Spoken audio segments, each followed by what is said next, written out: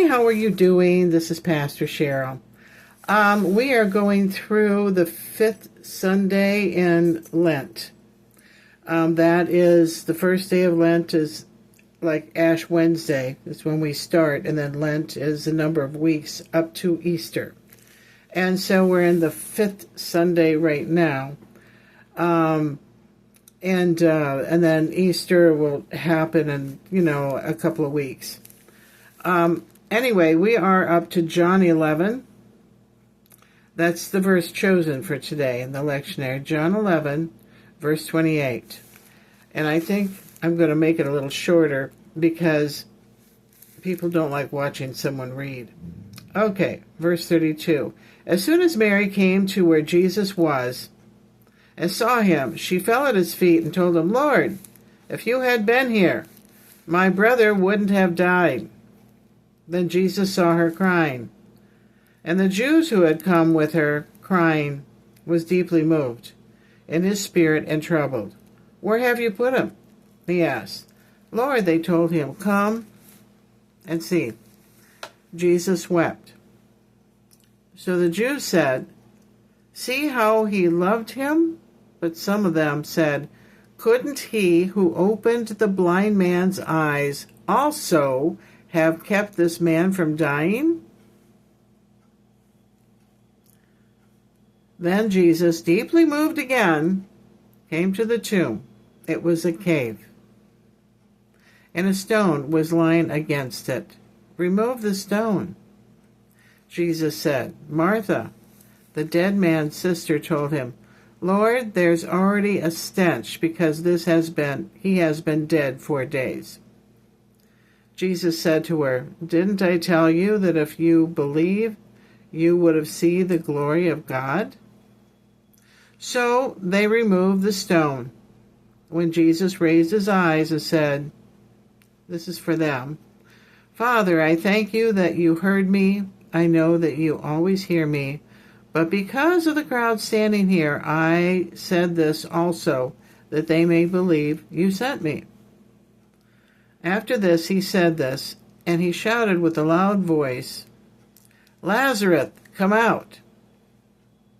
The dead man came out, bound hand and foot with linen strips, and with his face wrapped up in a cloth. Jesus said to them, "Unwrap him and let him go." Well, now, you have to remember that years ago, they did a lot of demonstrative type mourning. This is what this whole thing is describing. You've got Mary and Martha and a whole bunch of villagers out there wailing and carrying on like this. And anyway, and then Jesus walks in on the scene and goes on over and resurrects Lazarus. And this is a precursor to Jesus resurrecting himself from the grave, which, remember, he promised to do that. He promised to resurrect himself, to come back from the dead. And he did do that. He did do that. He was wrapped differently. Well, Lazarus was wrapped like a mummy, around and whatever. And anyway, you could just see him trying to walk out of the grave, waddling, and all these bandages all over him. And Jesus had one whole cloth over him, like the Shroud of Turin. That's what it was. This whole shroud was over and under him, just a great big 14-foot piece. And then there was a separate piece that was over his face. And they have come up with a 3-dimensional picture with AI. Finally, they got AI to do something constructive, right? So they had AI do a 3D picture of Jesus and came up with his actual real photograph, what he really did look like. Otherwise, we didn't know. We just thought, we have artist depictions. People have visions of him. We really didn't know for sure what he really did look like. And so now there's several AI versions of him And there's one that rings true with me and says, no, that's him. That's him right there. We will know him though when we see him. We'll just go like, I know that's him. And we are expecting the resurrection soon. Then my dog's barking at the neighbor dog here. He's down here. And little Cody, and a Cody boy, yeah, he's down here by and he likes to cuddle up next to me. I have a smooth white collie with a tri-face. Very pretty, very stunning. I happen to like white fur. And you see Pepsi, who just passed away. She's back there. That was her painting. And then there's Lassie on the other side. I memorialize them that way. Death is one of those things that's kind of hard for people to talk about. We say things like they bought the farm. They kicked the bucket. In the funeral home, you just don't say, well, they died. You don't say they passed on. Yeah, they passed on. And so, anyway, death is one of those things that's really, really tough for people to talk about. And when we had COVID a few years ago, I took out some insurance so that my brother and sister wouldn't have to bury me. It would be me with some insurance setting money aside for myself. And now we're expecting the rapture rather soon. And as nasty as those people are, the government, in that country that we've been dealing with Israel, Iran, we're talking about Iran now. We're kind of anticipating the rapture happening soon, or we get bombed by Iran. I really kind of think that they just might want to tackle us. They've got the technology. They're not dumb. They understand how to build a bomb. And there's a number of us who have seen, some of us actually see, they do have a bomb stored somewhere. But I think they just don't know completely how to put it all completely together. But they've got one. They've got one in a cave. And they did try experiment with the ballistic missile, and they just shot it off. It went really far. They don't know what kind of motor they've got hooked up to that thing, but it really went far. They think it can go as far as Germany, which means they really, if they wanted to, could not only take over the Mideast, but they could take over parts of Europe. Yeah. So they are not dumb, but yet they are kind of primitive with that religion of theirs. They don't believe in fairness and honesty. Remember we got that from the Bible, fairness and honesty and caring about other people and love. And their Quran is kind of the opposite. They really are. They're kind of opposite Christianity. And so there are some theologians, a lot of us think that, that who delivered the Quran to them was not a good person. We think that it was a fallen angel, not an angel, but a fallen. We suspect that. And if you notice that when you read the Quran, it just says that there was a spirit in the cave and was wanting Muhammad to write.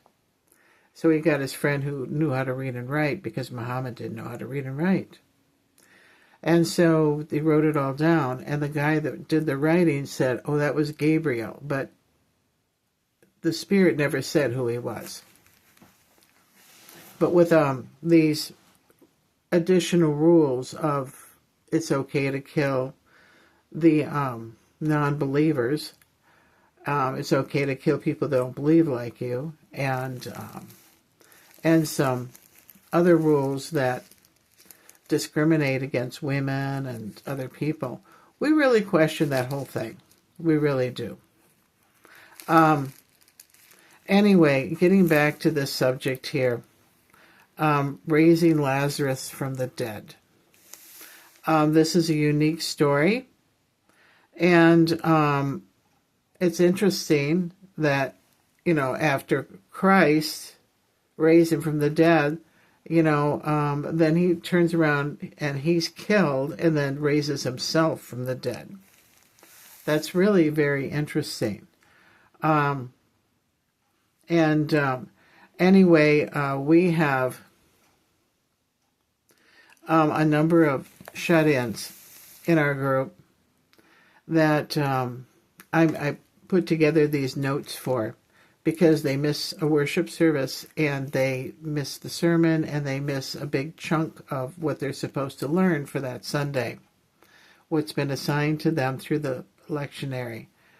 And that's not good for them. That is not good for them.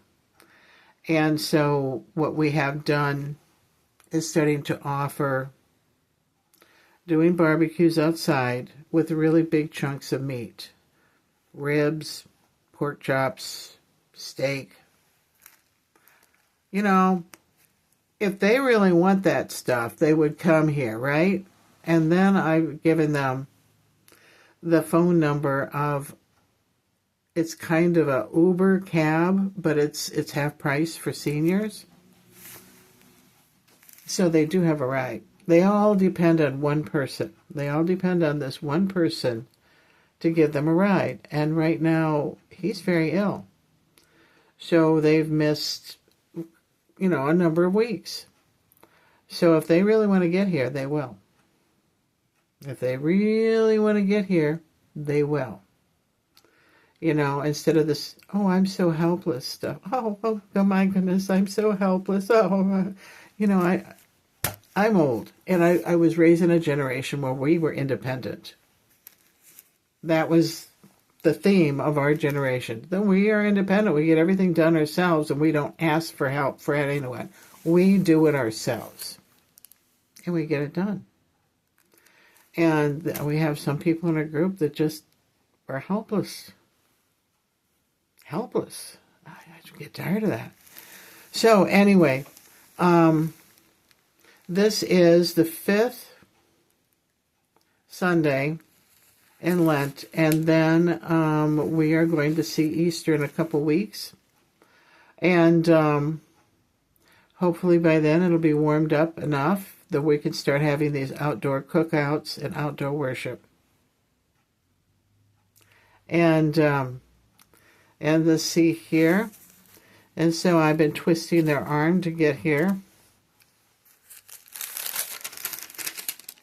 And so anyway, we will see you next week. Next week. Okay? I decided that we should have minimal one sermon a week.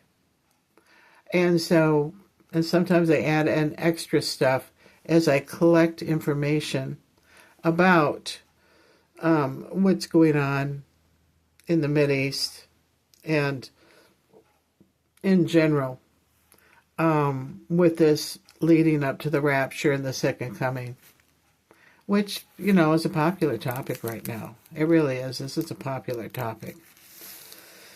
And we think that it'll possibly be soon. I'm kind of really expecting Iran to bomb us. These people are vicious. I question whether or not they're even people at all, I question that because they're like vicious. It's not human to be that vicious. It really isn't.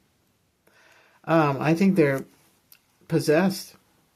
But anyway, that's my personal opinion. And I'm an old lady and I can make those personal opinions because we say, after age 60, we say exactly what's on our mind. So anyway, I will see you next week. Bye-bye.